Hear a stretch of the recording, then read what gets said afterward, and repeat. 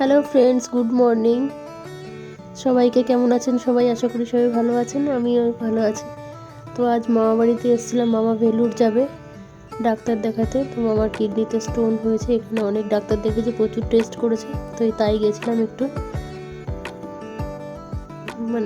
গেছিলাম দেখা করতে, দিয়ে আমরা আসলাম, বাড়িতে যাব।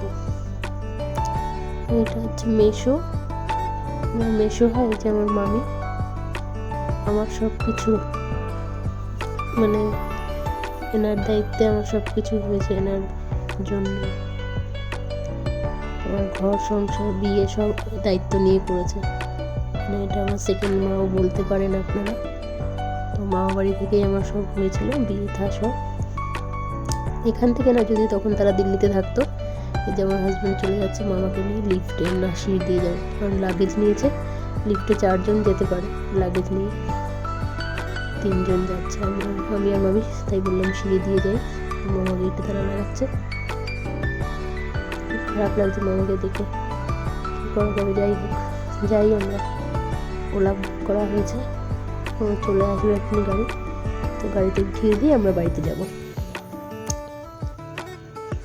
এই যে আর একজন পালোয়ান 3টে টানতে টানতে নিয়ে যাবে, তা না, হাতে করে নিয়ে যাচ্ছে ভালো লাগেজগুলো। দিয়ে গাড়িও চলে এসছে, আমরা যাচ্ছি। মামাকে উঠিয়ে ওলাতে বসিয়ে তারপর বাড়ি চলে যাবো। গাড়িটাও চলে এসছে।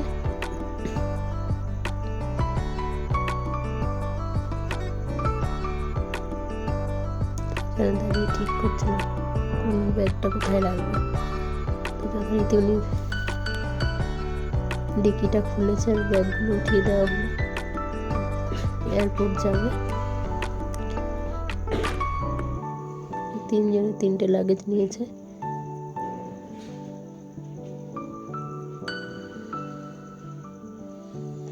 এয়ারপোর্ট পর্যন্ত আমরা যেতে পারবো না, কারণ এখন 7:30 মতো বাজে। ঘরে গিয়ে কাজ আছে, পুজো আছে। এয়ারপোর্ট গিয়ে চলে যেতে পারবো, কারণ এর আগেও গেছে, প্লেনে এসেছে, জানে আমার মামা।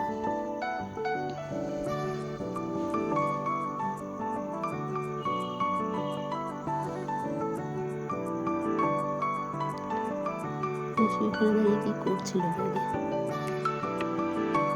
চলুন এয়ারপোর্টের উদ্দেশ্যে চলে যাক, আমরাও বাড়ি চলে যাবো। কি যেন বলছিলাম, ও কাগজপত্র ঠিক করে নিয়ে সাবধানে বেরিয়ে বলছিলাম।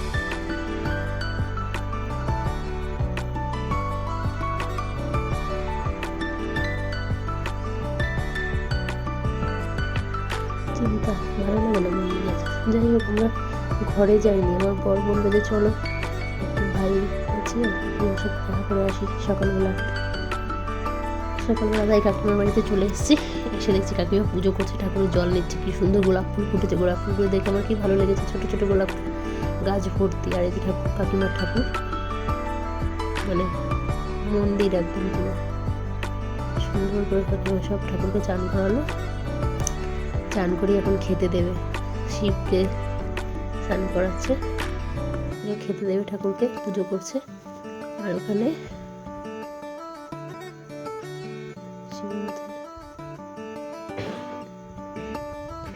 অনেক টাইম লাগে এই পুজো করতে। এত ঠাকুর, সবাইকে চান করানো, পরিষ্কার করা, টাইম লাগে না? প্রায় 2 ঘন্টা টাইম লাগে এত ঠাকুরকে চান করে করা। তো আমরা চাটা খেয়ে বাড়িতে চলে আসলাম। প্রায় 9:30 বাজে, 9:30 কি 9টাই বাজে হবে। ফুল কিনলাম, কালকে রাতে এসেছি, অনেক রাতে। কালকেও মামা বাড়ি গেছিলাম, ভিডিওটা করিনি। ফুল কিনে বাড়িতে আসলাম। বাড়িতে এসে কি রান্না করবো, আজ স্যাটারডে নিরামিষ। তো আলু মটর দিয়ে সবজি বানালাম, একটু কাজু পেস্ট করে নিয়েছি আদা কাঁচা লঙ্কার সাথে। তো এই সবজিটা বানিয়ে দিলাম মটর দিয়ে। আর একটা ছাতু নিয়েছি, ছাতু ভরা কচুরি বানাবো আজকে। নিরামিষ খেতে চাই না, কী করে খাওয়াবো।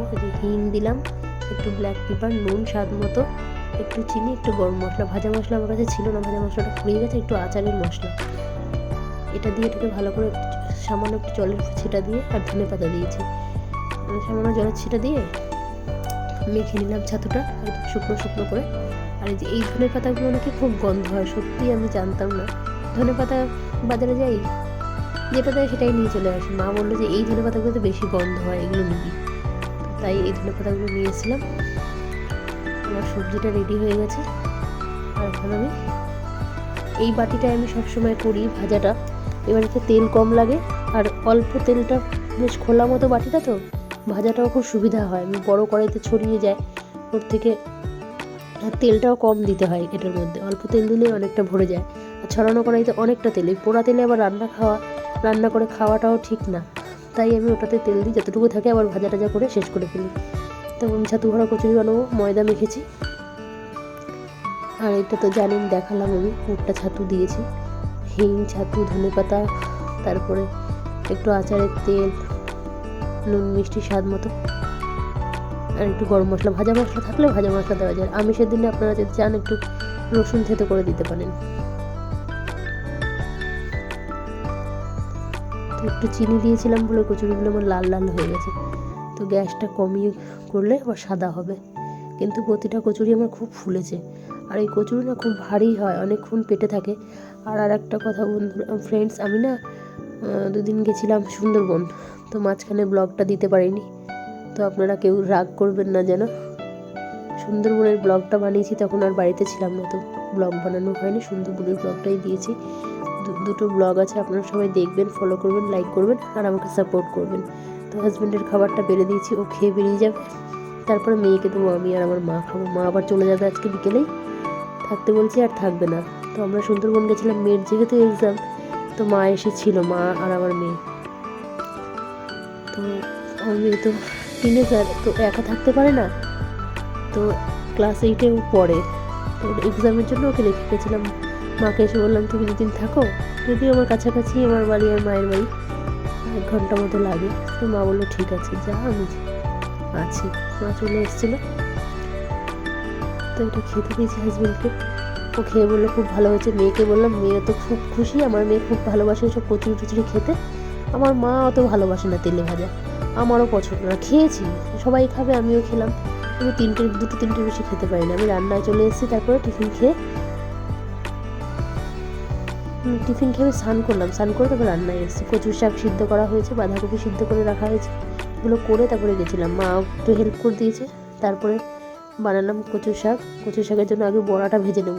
মটর ডাল, ছোলার ডাল ভিজিয়ে রেখেছিলাম, আর তার মধ্যে একটু কাঁচা লঙ্কা দিয়েছি, স্বাদ মতো নুন, চিনি, একটু ধনে গুঁড়ো, জিরে গুঁড়ো, এই দিয়ে বড়াটা ভেজে নেব।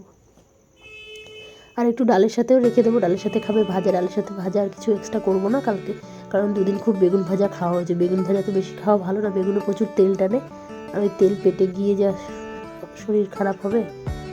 তো বড়াগুলো আমার ভাজা হয়ে গেছে, কিছুটা আমি দেবো কচুর শাকে, আর কিছুটা আমি দিয়ে দেবো হচ্ছে ডালের সাথে ভাজা। অনেকগুলো বড়া হয়েছে এখানে। আর আমি তেলে ফোড়ন দেবো হচ্ছে কচুর শাকে, তেজপাতা, 5 ফোড়ন, এটাই আমি তেলে ফোড়ন দেবো। আদা কাঁচা লঙ্কাটা একটু বেটেছি, আমি মিক্সিতে পেস্ট করেছি, যদি শিলে বাটিনি। একটু নারকেল অল্প ভেজে নেব আর অল্প কাঁচা দেবো, তাহলে টেস্টটা অন্যরকম হবে। একটু চিনি দিলাম স্বাদ মতো। আদা কাঁচা লঙ্কাটা বেটেছি একটু জল দিয়ে, যেহেতু অল্প লঙ্কা আর আদা, তাই জল না দিলে মিক্সিতে পেস্ট হবে না ভালো, তাই ওইভাবে বেটেছি। তো জলটা শুকিয়ে যাবে, জল শুকিয়ে এসছে। নুন হলুদ স্বাদ মতো, এটা দিয়ে আমি কচুর শাক বানাই। কচুর শাক আমি বয়েল করে রেখেছিলাম কুকারে। আমরা পেঁয়াজ রসুন খাই না কচুর শাকে, একটু নারকেল করে আবার ওপর থেকে দিলাম। তারপরে নেড়ে চেড়ে আবার বড়াগুলো দেবো, দিয়ে একটু ঢাকা দিয়ে খানিকক্ষণ বাদে একটু গরম মশলা দিয়ে নামিয়ে দেবো। এটা আমার ননদের কাছে শেখা, আমার ছোটো ননদ রান্না করেছিল। তো যদিও ডালের বড়া দেয়নি, তখন বাদাম দিয়েছিল, তখন রেডিমেড ভাজা বাদাম ছিল। তখন অনেক বছর আগের কথা। আমার ছোটো ননদ খুব ভালো রান্না করে, বড় ননদের রান্নার কথা তো বলাই মানে অতুলনীয়, খুব ভালো রান্না করে আমার ননদরা। রান্না বান্না আমি অনেক কিছু বিয়ের পরেই শিখেছি, বিয়ের আগে অত কিছু জানতাম না। মাংস রান্না করতাম, আর ম্যাগি, তারপর সাউথ ইন্ডিয়ান কিছু ফুড আমার মামির কাছে শিখেছিলাম, যেমন মোমো, হ্যাঁ, ধোসা, এগুলো ধোসা, ইডলি, এগুলো মামির কাছে শিখেছিলাম। আর মোমোটা আমি মামির কাছে শিখেছি, ভেজটা। আমার মামি কোনোদিনও মাংস খায় না, কোনোদিনও খায় না মাংস, তো ভেজ, ননভেজটা আমি ইউটিউব চ্যানেল দেখে, সবাইকে ভিডিও দেখে দেখে শিখেছি। অনেকেই রান্না করে, যাদের রান্নাগুলো আমি ফলো করি না। কচু শাক হয়ে গেছে, আমি বাঁধাকপিটাও বসিয়ে দিলাম।